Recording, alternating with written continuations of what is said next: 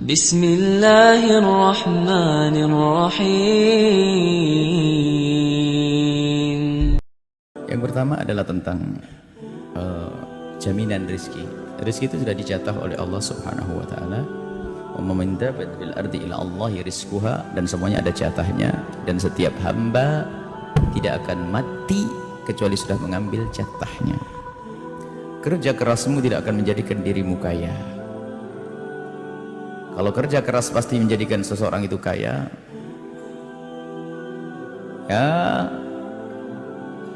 lihat, kita menemukan di lapangan bahasanya orang kerja keras jungkir balik tetap nyungsep juga ada, utangnya tetap banyak ada, tetap melarat juga ada.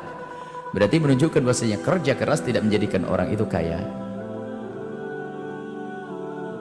Tapi kita diperintahkan ajmilu fit thalab. Ini dalam hadis qudsi, perintah Allah, carilah rezekimu dengan ijmal. Itu adalah jangan memaksakan, jangan sampai berlebih-lebihan, sebab tidak akan sampai kepadamu kecuali yang sudah ditentukan untukmu. Kepala kau jadikan kaki, kau jadikan kepala, jatahmu tetap seperti itu. Tapi diajarkan oleh Nabi untuk berusaha.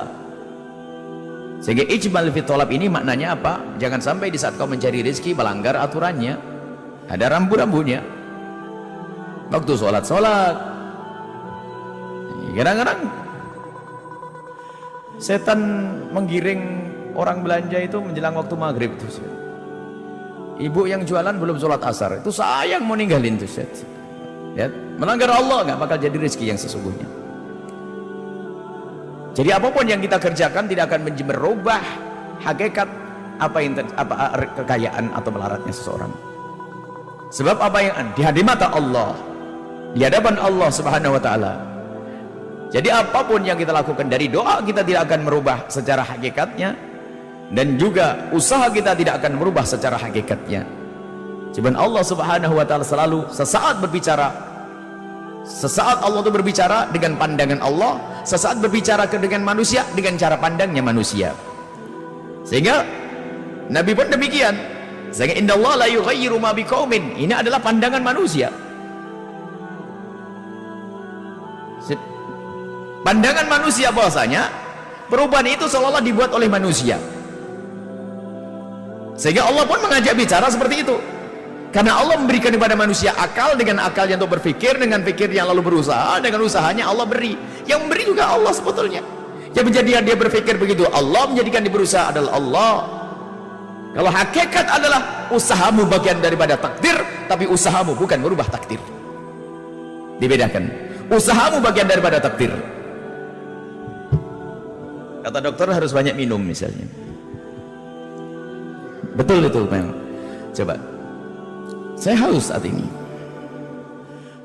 Innallaha la yughayyiru ma biqaumin hatta yughayyiru ma bi anfusihim. Ente tidak akan bisa puas tenggorokmu kecuali kamu minum. Nah, ini kan bahasa kita. Menit ke 9.25. Menit ke 9.25 saya haus. Kemudian 25.30 saya menggerakkan tangan saya. Usaha.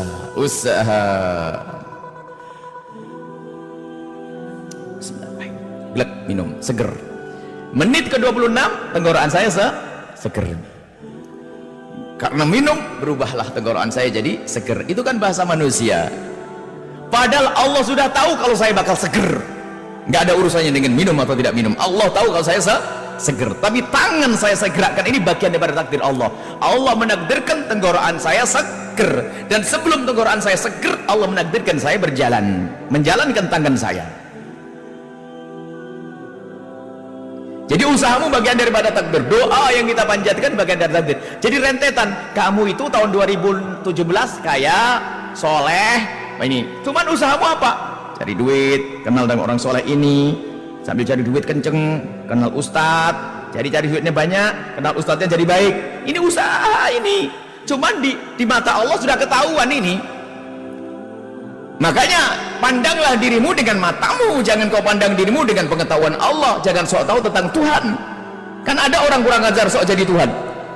Loh, kalau memang jatah saya ahli surga, biarpun saya berzina maksiat kan tetap jadi ahli surga, kan gitu ya. Ada orang ngomong gitu. Wah, ente ngaco nih, ente sok jadi Tuhan. Siapa bilang ente ahli surga? Ayo. Ya nggak tahu, ya nggak tahu ahli surga, kenapa ente kok sok jadi ahli surga? Atau sebaliknya, ya kalau memang saya jatahnya di neraka, biarpun saya ibadah tetap jadi ahli neraka. Siapa yang bilang ente ahli neraka? Sebetulnya kalau kita bikin contoh yang paling sederhana adalah nih, kamu lapar, di hadapanmu ada sate, ada nasi jamblang, Masya Allah. Ada yang berani ngomong begini, kalau memang jatahku kenyang pasti masuk ke mulutku sendiri. Ada yang ngomong gitu? Gak ada. Urusan dengan surga neraka bisa ngentengin, tapi urusan makanan nggak bisa. Kenapa setiap pagi orang pergi kerja itu? Ya kan?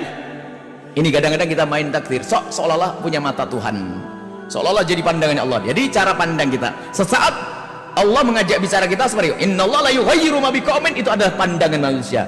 Jadi buat perubahan, ketahuilah perubahan juga dari Allah, usahamu dari Allah, niatmu dari Allah. Tapi kalau Allah tidak menghendaki, tidak akan bisa terjadi perubahan.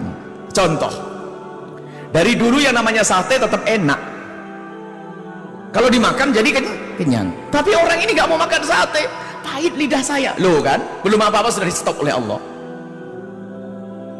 Padahal mestinya kan dia masuk gak bisa makan, muntah loh, enak kok bagi orang lain. Kenapa? Allah tidak menghendaki. Karena Allah tidak menghendaki, tidak ada takdir untuk ngunyah sate.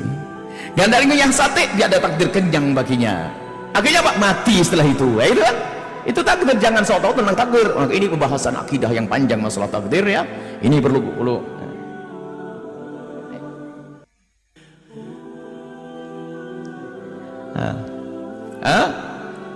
Jadi seperti itu. Jadi rizkimu sudah dijatah oleh Allah, tapi tidak boleh orang mengatakan ya sudah. Tapi insya Allah masalah ini gak ada sih.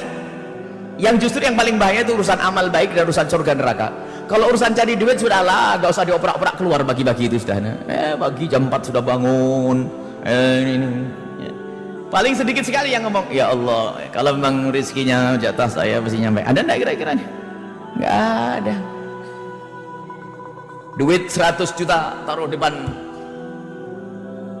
pinggir jalan, kalau memang jatuh milik saya, enggak bakal ada yang ngambil. Ada yang berani gitu? Nggak ada. Sebetulnya permasalahan kita adalah di saat cara pandang kita. Urusan akidah insaf Allah, jadi semua Allah. Jadi yang namanya doa tidak akan berubah takdir pada hakikatnya, cuma dalam rentetan bahasa manusia doa itu merubah, sehingga dikatakan tidak akan berubah takdir kecuali doa menurut bahasa manusia. Tapi menurut Allah doamu adalah bagian daripada takdir, sebab rentetan hidup kita sampai mati, sampai di surga sudah diketahui oleh Allah. Kamu tahun ini begini, menikah, punya anak, punya mantu, punya cucu, rizkimu banyak, sehat, mati, sudah jelas di hadapan Allah. Tapi kita tidak tahu. Kalau orang tuh tahu bakal mati, nggak akan ke rumah sakit. Mau mati ngapain rumah sakit, ngabisin duit kan bakal karena dia berharap hidup maka pergi ke rumah sakit. Nggak tahu mati juga ke rumah sakit, ya kan? Ada. Jadi ketahuilah bahwasanya rizki yang hendaknya kita cari adalah kata Allah dalam hadis qudsi, ajmil, wajar. Jangan sampai mencari rizki sampai kita melanggar Allah subhanahu wa ta'ala.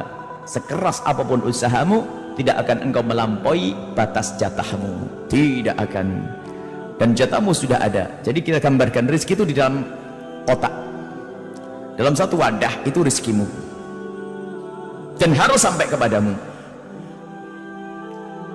dan dirimu dikasih mata oleh Allah untuk mengambil. Dan di situ ada banyak pintu.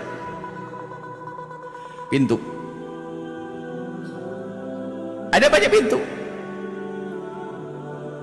Dan pintu paling dekat, pintu paling jauh, pintu agak ini, pintu ini. Ada pintu paling dekat nih, cuman tulisannya haram. Caranya gimana? Pintu namanya nyuri.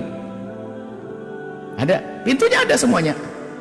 Yang jelas duit itu harus nyampe kepadamu. Makanya kalau kita mengambil melalui pintu ini, makanya jadi barang haram. Tapi nyampe atau tidak? Nyampe. Ada pencuri kaya kok. Kalau kita sabar, enggak boleh ini, saya baru itu. Sebab itu jatahmu, harus kamu ambil, mau tidak mau. Cari, kerja, nyampe, halal berkah. Sebab kalau sudah jatahmu tidak akan ada yang mengambil, tidak usah khawatir. Jatahnya Jatahnya cicak, jatahnya unik kalau sudah jatah. Makanya keyakinan perlu dibangun. Yang jadi masalah adalah orang tidak punya keyakinan. Kalau tidak punya keyakinan repot. Baik, ini adalah tentang penjelasan daripada hadis Nabi SAW dan juga Al-Quran. Innallaha la yughayyiru ma biqaumin. Ketahuilah Allah tidak akan merubah pada dirimu kecuali engkau berusaha. Itu adalah bahasa manusia. Untuk indah dalam rumah tangga harus berusaha. Istri baik, suami baik, ini terus berusaha saling mengerti dan sebagainya. Biarpun ada orang yang sama-sama baik dipisah oleh Allah. Zaid bin Harithah dengan Sayyidah Zainab, padahal usahanya sudah maksimal menjaga dekat kepada Allah. Ada orang berusaha dengan maksimal masih saja gagal, ada. Tapi usaha harus. Allah berikan kepada kita akal, maka berjalanlah engkau sesuai dengan akal yang dipandu oleh syariat. Kalau sudah akalmu tidak dipakai, kamu bukan golongan orang sehat, sakit. Kalau saya sakit perlu diobati dulu. Ini makanya kalau orang menantang titah perintah, menantang sunnatullah, ini semakin gila. Alasannya percaya kepada takdir Allah. Kalau sudah jatah saya, ya sudah bakal nyampe ya sakit. Kalau memang jatah saya kenyang, nggak usah saya gerakan, mulut saya bakal kenyang. Jadi sama kalau orang misalnya dikasih hadiah, saya mendapatkan hadiah 10 juta di Tegal. Ambil besok jam 9 pagi, ambil duit di Tegal. Anda orang cerdas atau orang tidak cerdas? Saya mau tanya ya. Kalau Anda berakal, kemudian Anda butuh duit 10 juta, utangmu banyak, tanggungan banyak, ada hadiah 10 juta, ngambilnya di Tegal. Anda orang sehat, orang berakal. Kira-kira kalau diberi kesempatan naik mobil, dipinjam mobil, ambil, naik mobil, pergi kemana? Ke arah kanan atau kiri? Tegal kanan, Jakarta kiri. Ya kanan, karena Anda sehat, Anda punya akal. Anda sehat, makanya Anda pergi ke kanan karena duitnya ada di Tegal, belok kanan. Tapi ada kayaknya sih punya iman yang tinggi. Kalau memang jatahku adalah dapat duit 10 juta pasti nyampe, belok kiri ke Jakarta. Oh kasihan, masuk rumah sakit jiwa orang itu. Nggak usah pakai sok bergaya dengan inilah apa namanya takdir dan sebagainya. Biarpun yang ke arah Tegal belum tentu nyampe, tabrakan di tengah jalan, masuk rumah sakit Cipto, lu ke Jakarta ya. Tapi waktu dia belok kanan nggak tahu kalau bakal tabrakan. Jangan so tahu tentang apa yang terjadi, ini belum tahu. Kalau tahu bakal tabrakan nggak ada yang berangkat itu, karena nggak tahu tabrakan, tiba-tiba tabrakan jeder. Ya, tabrakannya ada dikasih tahu sama Allah. Dan puji syukur kepada Allah tuh, apa yang terjadi di esok hari tidak dikasih tahu sama kita. Ibu itu kalau dikasih tahu sakit gigi bulan depan, sekarang sudah sakit. Untung tidak dikasih tahu. Apalagi dikasih tahu umurmu 2 tahun lagi deh. 2 tahun dihitung setiap hari. Alhamdulillah tidak dikasih tahu ya. Allah, puji syukur kepada Allah. Allah ngasih akal untuk usaha dan sebagainya. Jadi ditutupi Allah tuh mana? Coba dikasih tahu, kamu demam minggu depan. Wah, minggu depan demam. Sudah kasih tahu nak, saya minggu depan benar ya. Aduh, demam, pusing-pusing. Apalagi mati, 2 tahun lagi mati, 1,5 tahun, 1 tahun, 6 bulan, 1 bulan, 6 minggu. Pusing, sudah sakit. Alhamdulillah Allah tutup semuanya. Maka jangan sok jadi Tuhan.